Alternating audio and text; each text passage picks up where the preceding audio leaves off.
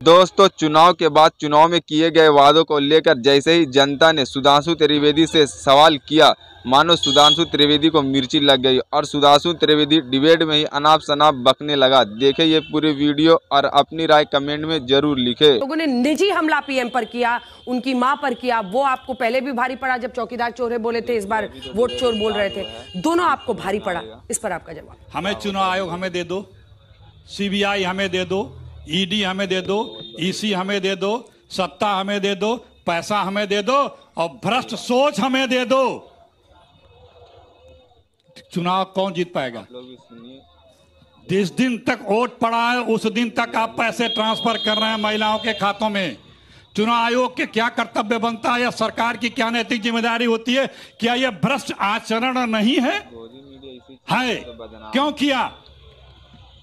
चुनाव आयोग ने क्यों नहीं रोका? कोई प्रदेश की सरकार चुनाव के समय अपने वोटरों को पैसा दे के देखे, मुख्यमंत्री बर्खास्त ना कर दे केंद्र की सरकार या चुनाव आयोग रोक ना लगा दे तो कहिएगा। एक केंद्रीय मंत्री भाषण दे रहे हैं कि मेरे बीजेपी के खिलाफ जो वोट देने जाए उसको वोट डालने मत देना, और कोई उस पर एक्शन नहीं होता, सवाल जवाब तक उनसे नहीं होता है। प्रधानमंत्री जी जो चुनाव में बोले हैं वो हम दोहरा नहीं सकते हैं, जैसी भाषा का उन्होंने प्रयोग किया। आप भाषण देना शुरू करेंगे, कोई बिहार के मुद्दे को टच किया, गमछा बिहार का लहरा दिए तो लेने के देने पड़ गए।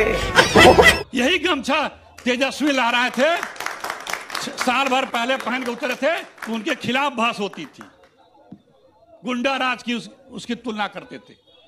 नौजवान बिहार के सबसे ज्यादा लोग पलायन करते हैं। किस ले गए? ट्रेन से, पंजाब से ट्रेन चली, वोटर ले गए ट्रेन से। कोरोना के मरने वालों के लिए, जो बेचारे मर रहे थे, उनको घर आने के लिए सरकार ने कोई व्यवस्था नहीं की, पैदल चल के आए, लेकिन वोट देने के लिए उनको वीवीआईपी ट्रीटमेंट ट्रेन में बिठा कर लाया गया। ठीक है, और वापस गए बेचारे उसी भीड़ से वो मजदूरी करने। अरे बिहार का मेधा, बिहार का नौजवान पूरे देश को नींव खड़ा कर रहा है। मैं बताना चाहता हूं, इस देश के इतिहास में यदि एकमात्र प्रधानमंत्री हुई है जिसको चुनावी धांधली के लिए कोर्ट ने दोषी सिद्ध किया है और उस कारण से उसका चुनाव रद्द किया, तो वो इनकी प्रधानमंत्री इंदिरा गांधी। यदि एक सरकार हुई है जिसने संसद के पटल के ऊपर घूस लेकर अपनी सरकार बचाई, 1994 झारखंड मुक्ति मोर्चा रिश्वत कांड, इनकी सरकार और इनकी कांग्रेस की सरकार बचाई गई। यदि सुप्रीम कोर्ट ने किसी के लिए, सीबीआई के लिए कहा है कि वो बंद पिंजरे का तोता है, तो कोयला घोटाले के ऊपर प्रधानमंत्री कार्यालय के द्वारा बुलाकर शपथ नाम देने के बाद कि नहीं उसको हस्तक्षेप किया जाएगा, तब लिखवाया गया, वो इनकी सरकार ने। और तो और जब से मतपेटियां लूटनी बंद हो गई, इनकी सरकार आनी बंद हो गई। जब से सीसीटीवी आ गए, इनकी सरकार आनी बंद। जब से वोटर आईडी कार्ड आ गए, इनकी सरकार आनी बंद। जब से ओपन मीडिया हो गया, इनकी सरकार आनी बंद। जब से साक्षरता दर 50% हो गई, इनकी सरकार आनी बंद हो गई। बिहार में कोई मतदान ऐसा नहीं होता था जब दर्जनों लोग गोली से न मारे जाते हो, 80 लोग तक गोली से मारे गए। और तो और मैं बताना चाहता हूं, राजीव गांधी जी का आखिरी चुनाव 1991 में, मतलब उनकी मृत्यु से पहले चुनाव हो चुका था, गोलियां चली थी। आरोप था राजीव गांधी के पक्ष में बूथ कैप्चरिंग करने के लिए 21 लोगों पे एफआईआर हुई थी। संजय सिंह जी के पेट में गोली लगी थी। इन्हें वही वाला दिन अच्छा लगता है, और जब से ट्रांसपेरेंसी आ गई तब से नाच न जाने आंगन टेढ़ा। मैं तुम्हें अभी समझाता हूँ। सुधांशु जी बहुत झूठ बोलते हैं, खूब झूठ बोलते हैं, इतने कॉन्फिडेंस से बोलते हैं कि सत्य को घबराहट होने लगती है। अरे यार यही सही है।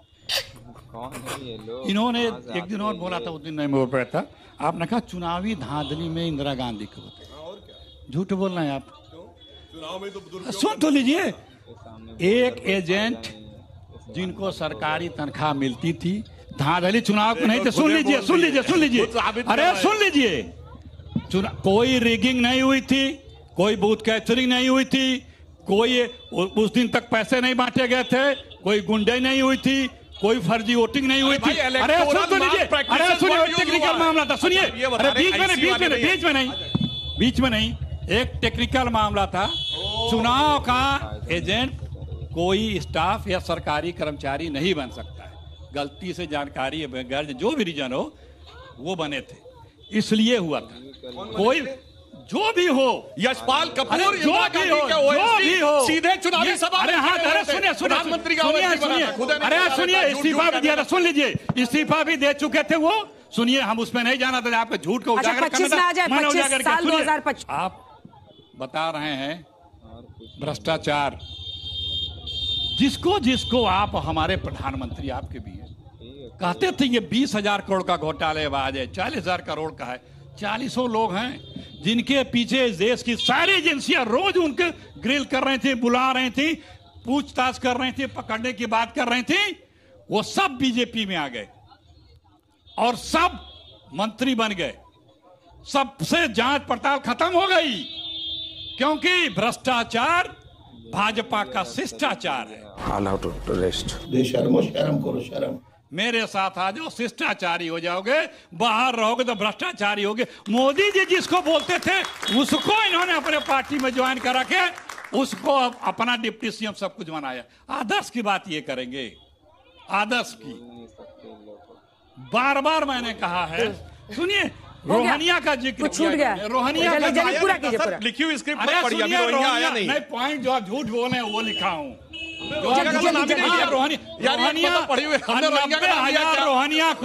नब्बे हजार रोहनिया को कांग्रेस की सरकार ने बांग्लादेश डिपोर्ट किया था। 11 साल से ये हैं, 4,000 भी नहीं कर पाए। पार्लियामेंट का जवाब है।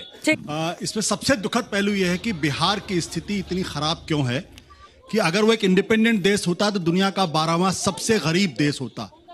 उस देश के अंदर जिसके बारे में कहा था फास्टेस्ट ग्रोइंग इकोनॉमी है, दुनिया की 4th लार्जेस्ट इकोनॉमी है, उस देश में एक ऐसा भी प्रदेश है जो अपने आप में दुनिया का 12वां सबसे गरीब देश है। उसका जीडीपी में कंट्रीब्यूशन आज की तारीख में पहले 6% होता था, 1990 में 4% होता था, आज 2.56% है। जहां सिर्फ 4% लोग ऐसे हैं जो 50,000 रुपए से ज्यादा कमाते हैं। 6% लोग ऐसे हैं जो ग्रेजुएट हैं। 96% वो लोग हैं जिनके पास कोई व्हीकल नहीं है, 2 व्हीलर भी नहीं है। और उन लोगों में सबसे खराब स्थिति उनकी है जो इकोनॉमिकली बैकवर्ड है, शेड्यूल कास्ट है, शेड्यूल ट्राइब है। इस पर चर्चा नहीं हो रही। कहीं चर्चा आप नहीं, क्यों नहीं हो रही चर्चा? नीतीश कुमार 20 साल से बिहार के मुख्यमंत्री हैं। क्या पर कैपिटा इनकम में वो 2 पायदान भी ऊपर नहीं ला सकते थे अपनी सरकार को? 2 पायदान, क्या 6% से ग्रेजुएट की संख्या बढ़ा के 20% नहीं कर सकते? और ये जो रिप्रेजेंटेशन है बीजेपी का नहीं होती। ठीक है, एक बार भारतीय जनता पार्टी और कांग्रेस पार्टी के लोग एक दूसरे के ऊपर रेटरिक से बात करते हैं। आशुतोष जी से ही विचार कर लेना चाहिए था। काहे एसआईआर पे चर्चा करें, इस पॉइंट पे काहे नहीं चर्चा की मेरे भैया? और उसके बाद मेरे ऊपर क्यों हमला कर रहे हैं भाई? जाके इमारतें शरिया का कार्यक्रम कर रहे हैं। सुधांशु जी, आप मेरे ऊपर क्यों हमला कर रहे हैं भैया? मेरे नजर में तो कांग्रेस बीजेपी दोनों ही कैसी है। आपके जैसे विश्लेषक से उन्हें विचार लेना चाहिए था, मगर वो जाके मलेशिया और कोलंबिया के विश्लेषकों से विचार लेते हैं। ये समस्या हो जाती है। सुधांशु जी, आप मेरे सवाल का जवाब दे दीजिए। हाँ, मैं जवाब दे रहा हूं। क्या 6% लोग ग्रेजुएट हैं बिहार के अंदर, सच्चाई है या नहीं?